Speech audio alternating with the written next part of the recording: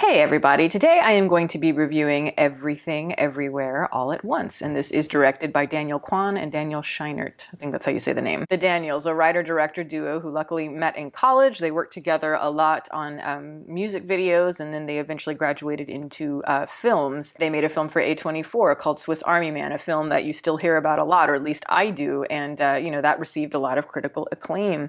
And they are known for being kind of quirky but heartfelt. They're having very unique ways of packaging their stories. At a certain point, it might have been the early, maybe mid 2000s, they started getting interested in like quantum mechanics and multiverses. And, obviously they are not the only ones because we start seeing that more and more in pop culture. But I do think it provides a very interesting vehicle that kind of cuts fundamentally to something profound about what it means to be human, or about the human experience. And I think that's more when it's done well. And I honestly think one of the best examples of it, maybe the best example of it that I just can think of is Rick and Morty. Obviously the writing is very strong, but I think more than that, it's a TV show.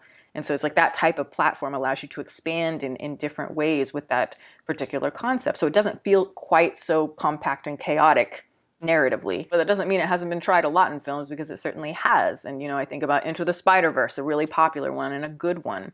And I think of other popular films like Doctor Strange. And I even think of, this is separate, but, the idea of Cloud Atlas. That's a movie that has a similar style and ambition, I think. And, it has a need to express positivity in a way that's different. Typically we see a lot of cynicism in our artistry. All of those films offer something different depending on your taste that, obviously incorporates the multiverse. But I will say overall, whether I like those films or not, there's something about that I don't think has quite worked fully just as a cinematic experience, just as a movie. And with this movie, Everything Everywhere All at Once, we'll just call it Everything for short from now on. I think there was a real intent to do something a little bit different and to kind of push beyond those, though I do think it does suffer from a lot of the same things. And it's not quite landing for me emotionally, I think, in the ways that it really wants to. But that said, I do think as a movie experience, it is really jubilant, very entertaining. I enjoyed it. I don't think it's quite as original as it's being sold, but I do think there is true sincerity at the heart of all of it. And I think that comes through very strongly in nearly every aspect of it. I think you can tell that the people who worked on it really believed in it and believed in it from the very beginning. And I do think that's impressive because obviously all of this, it's not an easy thing to pull off. Though I do think it's overwhelming and certainly very ambitious just as an overall project. It's always buzzing with all kinds of very interesting things, all kinds of quirks, and it has a whimsy to it. And there's just all kinds of like zany images and things that just kind of cut through the calm like butter. And even though I think tonally it's just really hard to be able to capture the multiverse cinematically, as I said, at times, even though it does leave, certain things to be desired for me, at times when it's working, it's real zippy and it finds a really nice kind of kineticism that is just really breezy and enjoyable to watch. It's an amalgamation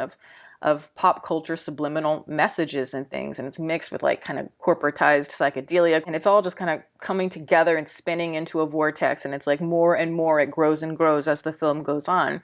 And yet again, it's constantly trying to maintain, that cohesion, and it's never losing what it's intending to get across. That's for sure. And the premise is you have this Chinese woman who's living in the United States, and she manages a laundromat that's not doing very well financially, and she has a husband that she's kind of annoyed by. She has a grown daughter. There's some tensions there, and she often wonders, looking back at her life, had she made maybe one different decision, maybe if she had not married this man or whatever, her life could have been completely different. And of course, through the subversion of the multiverse concept, she's about to get a major peek into that, I'd say. I do think one of the really strong things about the film for sure is the cast. I think they're pretty wonderful. I'm a huge fan of Michelle Yeoh. I've been a fan of hers ever since, like, I don't know, what was it, 1997 or something, in Tomorrow Never Dies, James Bond, when she handcuffs him to that pole. I just thought she was a real badass. She's been in so many different films, and just always she's had such a strength about her. I think she's very strong-willed, but has kind of a forceful type of performance as well. And I think that really, really works for this character, absolutely. And of course it is very meta in its style. And they found a good cast for the family to balance her out, I think. The husband is played by, believe it or not, the kid from Temple of Doom, from Indiana Jones. And he's very similar here. Really, it's the same type of performance style, but he's just a middle-aged man now. But because she is more the conflicted character, I think the lightness for him and the sensitivity, the softness for him works just so well in contrast to her, and that was one of my favorite things about it.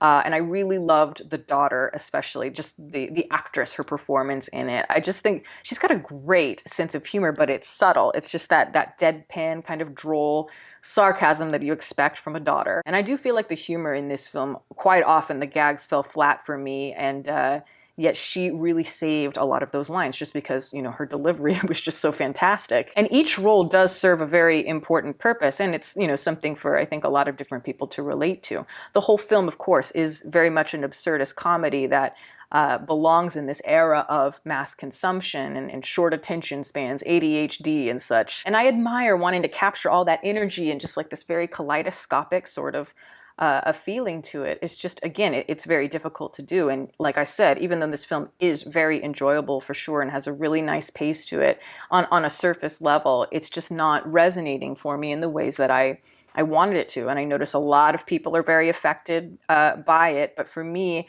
I think if you strip away a lot of the gimmicks here and a lot of those elements that are intentionally making it subversive or bizarre, there is something kind of thin and generic about it. You have a lot of gifted performers here who have the comedic timing, who also have the martial arts training and all of that. Just, there's some veterans here.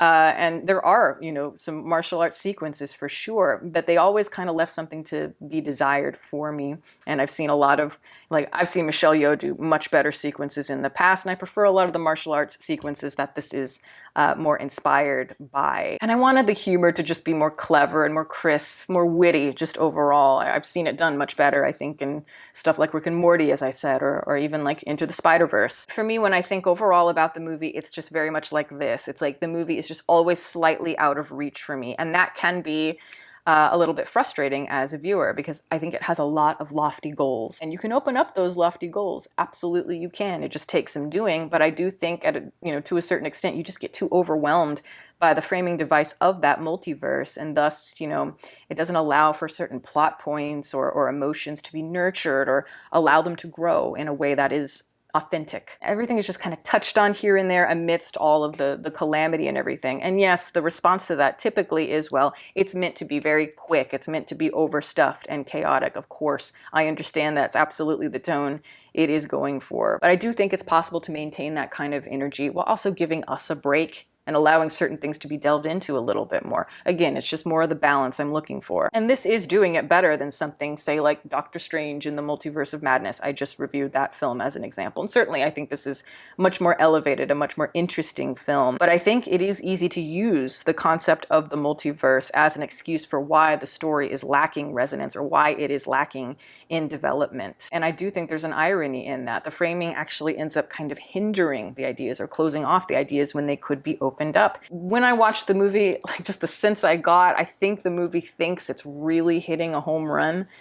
And it is with certain people. It just wasn't, for me. Everything, of course, in this film is framed through a singular universe, a particular universe, and it is like her baseline, essentially. It's a very normal life of a woman who's owning this laundromat, and then we start going into different storylines, and or I should say different universes, and some of them, of course, are more integral than others, but I do think it would have been really interesting if we had delved more into those other storylines and seen things from those perspectives a little bit more to give us kind of oppositional perspectives. And, I think that creates a lot more density emotionally. And yes, we do get to see that to an extent. We do get to see things framed through, the different universes, but just really in little snippets in a way that just ultimately, it doesn't build up to anything that is really that satisfying or that strong. I just think there's so many things you can do, so many emotionally resonant things you can do with the concept of like, what if I had made this choice, or the fact that I didn't make that choice? Look at how that's reverberated through my life and other people's lives. I think there's a lot of emotion and a lot of depth when it comes to the idea of what we have, what we don't have, one decision changing the rest of your life, even just the tiniest decision, all of those things. And I don't feel like it's really landing here, especially when it's supposed to be in such a subversive way where you're shaking it all up to view it kind of through new eyes. Because as it stands, it feels more like very kind of broad strokes that reduce the points. It's absolutely going through the motions. It wants to show you all the different ways that you can break the rules. It's like you go to another universe and you find a version of yourself that is an amazing singer or, you know, an amazing martial artist. And each decision should bring you closer and closer to that emotional core, to that self-actualization that you're looking for. Similar to something like The Matrix, which I think fully carries so many of those arcs all the way through, even though it is simple. But I don't think that the filmmakers or the characters ever fully understand these abilities or what they mean or how they're changing their perspective, how they're relating to a broader point. And so therefore it does feel a little bit shallow. I think one of the big problems for me is that just especially once it gets into the second and the third act, it feels like it's trying to explain everything to me. It's trying to tell me everything. It's, you know, shoving a lot of exposition down my throat rather than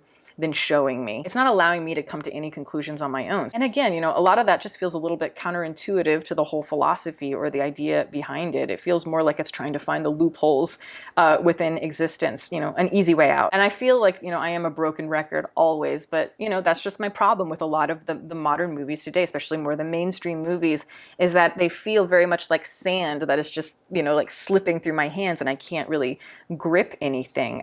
Everything is just sort of passing through you. And that quality does exist here, though, you know, I will say it's much more elevated. As I said, it's not like a soul-sucking sort of perspective like I have seen it in something like the new Space Jam, for example. It's nerdy, it's unique, it has a charm to it, but I think ultimately a lot of what is being said here sounds, you know, a lot like college students who maybe took their first tab of LSD. I like the notion of that. I like, you know, the idea of wanting to explore all of those different things, but I just think there's a little bit more to it. But I do think when you start monologuing a lot, showing a lot of exposition, it just kind of, it closes me off as a viewer. Sometimes I think it has very clever ways of showing us that exposition. I enjoyed a lot of the daughter's scenes, especially how she's kind of like breaking that logic, very much like a Cheshire cat sort of thing. And I enjoyed the humor, you know, with the two rocks. There was something really sweet and pleasant and beautiful about that scene. But a lot of times, I don't know, it just kind of felt like a PSA to me. And you know, I don't have some great solution because I've never written a story in the multiverse or anything like that. But you know, I do think that's the big key that we need to think about. It's like the great conundrum. It's like trying to find something that sticks to the ground, something that is rooted in flesh, rooted in the human experience somewhat. That's also growing out of a concept that is meant to be very psychedelic and meant to be full of all kinds of subliminal, vague images. And I don't know, I just think rather than resting more on the laurels of the chaos the way we are, I think we should try and push a little more. I think we should open it up into something a little bit more interesting.